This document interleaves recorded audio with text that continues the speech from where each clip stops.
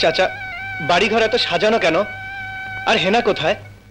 ঢাকাই সিনেমার একসময়ের জনপ্রিয় অভিনেতা বাপ্পারাজ ক্যারিয়ারে অসংখ্য রোমান্টিক সিনেমা দর্শকদের উপহার দিয়েছেন তিনি। তবে দর্শকের কাছে অভিনেতা বাপ্পারাজ মানেই ব্যর্থ প্রেম বা ট্র্যাজেডির গল্প, অর্থাৎ ত্রিভুজ প্রেম বা স্যাক্রিফাইসের গল্প নির্ভর সিনেমাগুলোর কারণে আজও এই নায়ক বেশ জনপ্রিয়।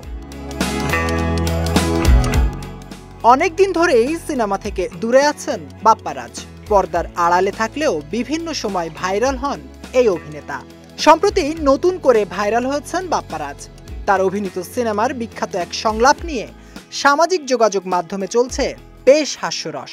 হঠাৎ করে সবাই মজেছেন বাপ্পারাজের হেনায়।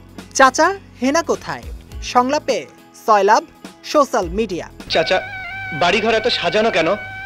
আর হেনা কোথায়? 1993 সালে মুক্তিপ্রাপ্ত প্রেমের সমাধি সিনেমার হেনার দৃশ্যটি নতুন করে ভাইরাল হয়েছে।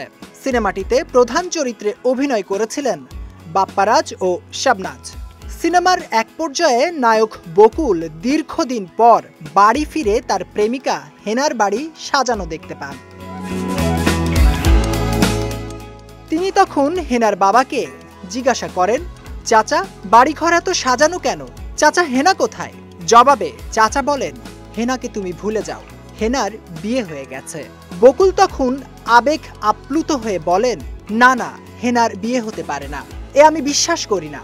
এরপর প্রেমের সমাধি ভেঙে মনের শিকল ছিঁড়ে পাখি যায় উড়ে যায় গানটি বাজতে থাকে।